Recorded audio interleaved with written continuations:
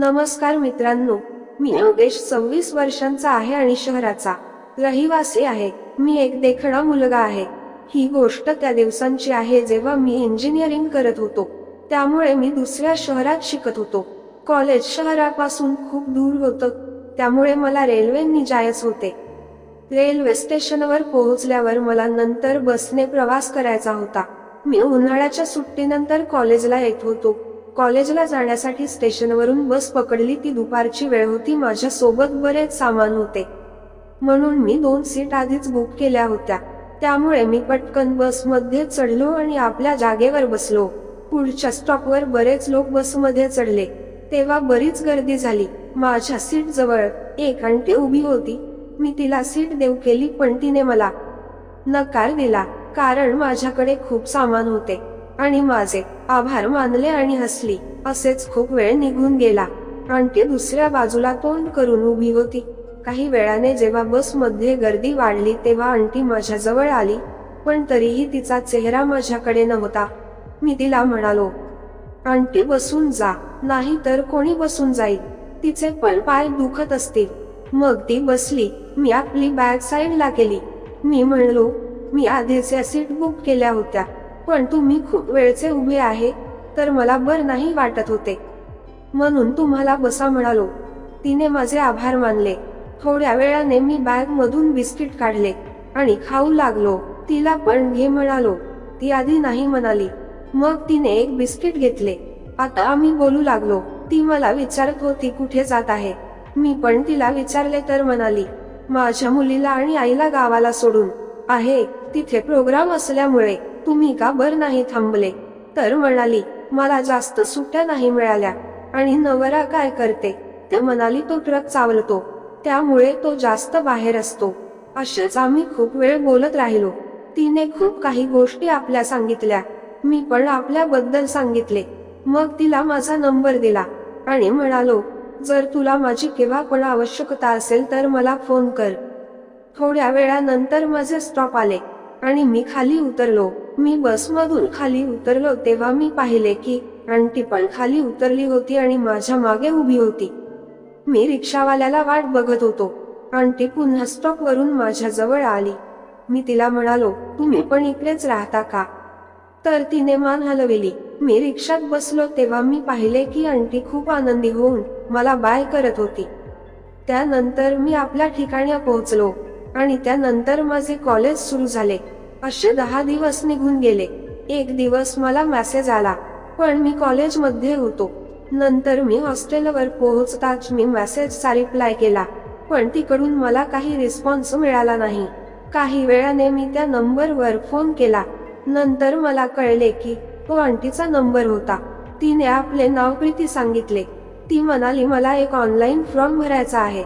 इकडे एक कॅफे बंद आहे, तर तो भरून देशील का. मी हो म्हणालो. तिला बोललो, तू आपले सर्व डॉक्युमेंट मला पाठव, मी भरून देतो. नंतर मी थोडा वेळ बोलून म्हणालो, मला काम आहे, तुम्हाला नंतर कॉल करेल. नंतर तिला रात्री कॉल केला. तिला सर्व गोष्टी फॉर्म बद्दल विचारले. मी तिचा फॉर्म भरून दिला. नंतर मी तिला कॉल केला आणि म्हणालो, तुमचे काम झाले आहे. ती माझे आभार मानत होती. मी म्हणालो, आभार मानायची काही आवश्यकता नाही. आता असेच आमचे बोलणे सुरू राहायची. कधी ती कॉल करायची आणि कधी मला वेळ असेल तेव्हा मी करायचो. असेच खूप दिवस चालू होते. आता आमचे बोलणे वाढले होते आणि थोड्या मनात भावना निर्माण झाल्या होत्या. मला त्या दिवशी मला सुट्टी होती. मी हॉस्टेलचे जेवण करून बोर झालो होतो, तर बाहेर जेवण करायची इच्छा होती. मी विचार करत होतो, फ्रेश होतो आणि बाहेर जेवण करायला जातो. एवढ्यात आंटीचा कॉल आला. मला विचारल काय करत आहे. तर मी म्हणालो, बाहेर जेवायला जायचा विचार करत आहो. तर ती म्हणाली, एकटाच जात आहे का. मी म्हणालो, हो एकटाच आहे, पण आता तुमचा कॉल आला तर तुम्ही पण चला. तर ती म्हणाली, नाही मला खूप काम आहे. मी म्हणालो, चला का बरं एवढे भाव खाता. तर ती तयार झाली आणि म्हणाली, मी जॉबवरूनच तिथे येते. मी ठीक आहे म्हणालो. नंतर मी त्या हॉटेलमध्ये गेलो आणि तिला कॉल करून इथला ऍड्रेस सांगितला. ती काही वेळाने आली. आल्यावर माझ्याकडे पाहून हसली. मी म्हणालो, किती वेळ लावला, मला भूक लागली आहे. तर म्हणाली, चांगले आहे ना? अजून जास्त जेवण करशील? नंतर आम्ही जेवण मागवले आणि जेवण केले. त्यानंतर मी वेटरला गुलाबजामुन आणायला सांगितले. त्यांनी आणून दिले आणि तिला गुलाबजामुन भरवला. ती म्हणाली, मी खाते असू दे. तर मी म्हणालो, आपली पहिली भेट आहे, तर गोडतोड नको व्हायला का? तर ती हसली आणि म्हणाली, त्यात काय, आता होतच राहिलं भेटी. हे ऐकून तर मी अचंबित झालो आणि विचार आला मनात की काय सुरू आहे आंटीच्या मनात. नंतर ती आपल्या घरी गेली आणि मी हॉस्टेल. त्यात रात्री तिने मला कॉल केला आणि म्हणाली, खूप चांगले जेवण होते. मी म्हणालो, आणि गुलाबजामुन? तर म्हणाली, ते तर खूपच गोड होते. मग मी म्हणालो, मी भरवले ना तुम्हाला, म्हणून माझ्या हातचा गोडवा उतरला असेल त्यात. तर ती हसली आणि म्हणाली, खूप सुंदर बोलते तू. असाच आमच्या गमती सुरू होत्या आणि त्यात आमचे असे बोलले पण मला समजून आले होते तिच्या मनात काय आहे म्हणून, आणि तिला पण समजले होते माझ्या मनात काय आहे म्हणून. असेच आमचे सुरू होते आणि एक दिवस ती म्हणाली, ये घरी जेवण करायला. हे ऐकून तर मला खूप आनंद झाला. नंतर तिने मला आपला पत्ता पाठवला.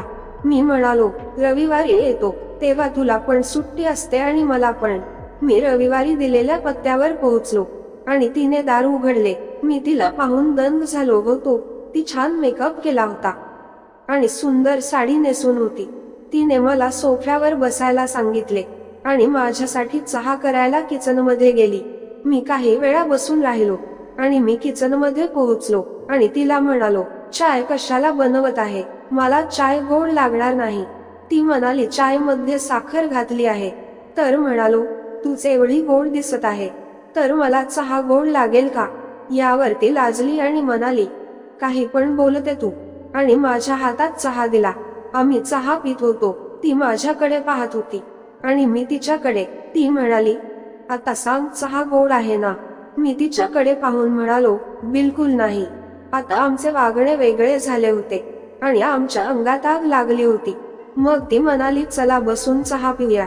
ती तिकडे जाऊन बसली, मी पण जवळ, आणि चहाचा कप ठेवला आणि म्हणालो, जेवण केव्हा मिळेल? तर ती म्हणाली, तुम्हाला जेव्हा पाहिजे तेव्हा. आता मी अजून जवळ, आणि ती पण आता चहाचा कप ठेवला आणि माझ्या कानात म्हणाली, तुला तर खूप भूक लागली वाटते. आता आम्ही त्या जेवणात पूर्णपणे रमून गेलो होतो आणि त्या गोडव्याचा आनंद घेत होतो. आमची भूक खूप वाढली होती आणि माझी तर पहिलीच वेळ होती जेवण करायची. तिला पण त्या वेळेस आतुरता दिसत होती आणि आता आम्हाला त्या जेवणासाठी रोखणार कोणीच नव्हते. असेच आमचे सुरू होते. आता आमचा प्रतिसाद वाढला होता आणि ती तर प्रतिसाद घेऊन आनंदी होऊ लागली आणि काही क्षणातच सुखाच्या शेवटच्या टोकावर आलो. ती म्हणाली, मला खूप दिवसापासून जेवणाची इच्छा होती, जे आज तो पूर्ण करून मला जेवू घातले.